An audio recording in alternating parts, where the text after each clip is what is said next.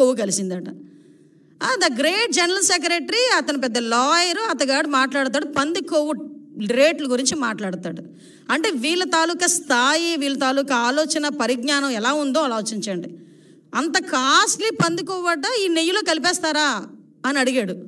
అంటే అతగాడి తాలూకా తెలివితేటలు ఇలాంటి వాడిని పెట్టుకుని చేశారు. దీవన్నిటికీ కూడా సిట్ ఏర్పాటు చేస్తే సిట్ కూడా సొంత మనుషులతో చేయించారు సిట్ అన్నాడు. లేకపోతే సాక్షి ఉద్యోగస్తులతో ఏమంటారా? సాక్షి ఉద్యోగస్తులతో వేసేది సిట్ కాదయా, ప్రభుత్వ ఉద్యోగస్తులతో వేసేది సిట్. ఈ అధికారులందరూ కూడా నీవు పనిచేసినప్పుడు, నువ్వు ముఖ్యమంత్రి ఉన్నప్పుడు కూడా పనిచేసిన వాళ్ళే. ప్రభుత్వ ఉద్యోగులు, పోలీస్ డిపార్ట్మెంట్ వాళ్ళు ఒక ఐజీ ర్యాంకర్ని సిట్ ఏర్పాటు చేసి ఆ సిట్కి మీరు సిట్కి మొత్తం అంతా రెడీ చేసి దర్యాప్తు చేయండి అని చెప్తే ఆ సిట్ మీద కూడా మీరు కామెంట్ చేస్తున్నారంటే మీరు తప్పుని కప్పిపుచ్చుకోవడానికి ఎంత ప్రయత్నం చేస్తున్నారు? మరి విజిలెన్స్ ఎంక్వైరీ వద్దు అని చెప్పి ఎందుకు కోర్టులకు వెళ్ళే పరిస్థితి వచ్చింది? అసలు యాక్చువల్గా ఈ తిరుమల తిరుపతి దేవస్థానం తాలూకా లడ్డూ గురించి కూడా మాట్లాడకూడదు అని వీళ్ళు ఎక్కడో కూడా ఒక ఇది కూడా పెట్టారు, కేసు కూడా వేశారు. సుప్రీంకోర్టులో గ్యాగ్ ఆర్డర్ కోసం పిటిషన్ వేశారు వీళ్ళు. అసలు ఎక్కడ కూడా లడ్డు వ్యవహారం గురించి మాట్లాడకుండా ఉండాలి అని చెప్పి. అంటే వీళ్ళు చేసిన పొరపాటు తెలిసిపోతుంది అని చెప్పి ఎంత దారుణంగా మాట్లాడుతున్నారో మనకు అర్థమవుతుంది. అరే మీకు డిక్లరేషన్ ఇస్తాము, డిక్లరేషన్ తీసుకొని మీరు వెళ్ళాలి, అందులో తప్పే ఉంది. ఎందుకు ఈరోజు మీరు తెలుసు, ప్రతి ఒక్క ప్రపంచం మొత్తానికి మీ ఫ్యామిలీ క్రిస్టియన్ ఫ్యామిలీ అనే సంగతి తెలుసు.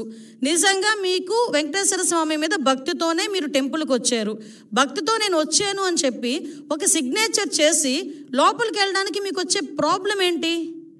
ఆ డిక్లరేషన్ మీద మీరు అంత రాద్ధాంతం చేయాల్సిన అవసరం ఏమొచ్చింది?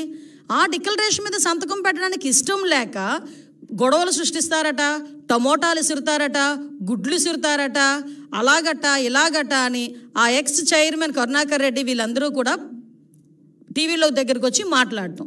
అంటే వాళ్ళే ఒకవేళ నిజంగా వచ్చినా వాళ్ళే అవి కూడా చేయించుకొని మన గులకరాయి టైపు, కోడికెత్తి టైపు చేయించుకొని తిరిగి జనాల మీదకి వెళ్ళే పరిస్థితి కూడా ఉంటుంది.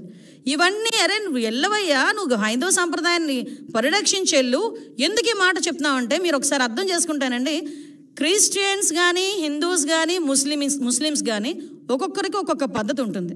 ఇప్పుడు కడప దర్గాకి వెళ్తాం, హిందువులు ఎంతమంది అరట్లేదు కడప దర్గాకి? కడప దర్గాకి వెళ్ళినప్పుడు ఆ గుడ్డ కట్టుకొని చక్కగా టోపీ పెట్టుకొని వెళ్ళరా? అజ్మీర్ వెళ్తారు, ఎంతమంది అజ్మీర్ వెళ్ళరు? అక్కడికి వెళ్ళి వాళ్ళ సాంప్రదాయం ప్రకారం వెళ్తాం కదా. తమిళనాడులోని ఇటువైపు కొన్ని టెంపుల్స్ ఉన్నాయి, షర్టు తీసి వెళ్ళాలి, మగవాళ్ళు షర్టు తీసి వెళ్ళాలి, అక్కడికి అలాగే లోపలికి పంపిస్తారు. కొన్ని చోట్ల పంచికట్టు కట్టుకుని వెళ్తారు, అలాగే వాళ్ళ దగ్గరికి వెళ్ళాలి.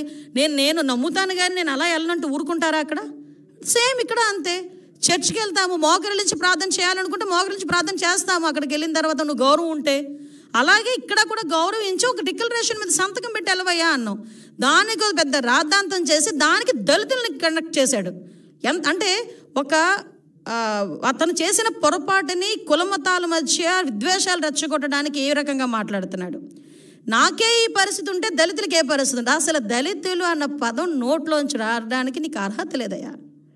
ఎందుకు చెప్తున్నానంటే ఇదే తిరుమల తిరుపతి దేవస్థానం బోర్డు మెంబర్ల గురించి మాట్లాడుతూ నువ్వు ఒక మాట మాట్లాడు. చాలామంది రికమెండేషన్స్తో వస్తారు, సీఎం గారు రికమెండేషన్లతో వస్తారు, చాలా ప్రాశస్తమైన కమిటీ అది, ఆ బోర్డు అది అని చెప్పావు. మరి ఆ బోర్డుని ఒక రకంగా చెప్పాలంటే భ్రష్టు పట్టించడానికి 50 మంది సలహా మండలిని ఎందుకు పెట్టావు? నీకు విషయం చెప్పనా? అఫ్కోర్స్ అది కోర్టు కొట్టేసింది కాబట్టి పోయారు, కానీ నువ్వు ఇచ్చిన బోర్డులో కూడా 6గురికి నేర చరిత్ర ఉందని సాక్షాత్తు హైకోర్టు బయట చెప్పింది. నీకు ఇంకో విషయం తెలుసా?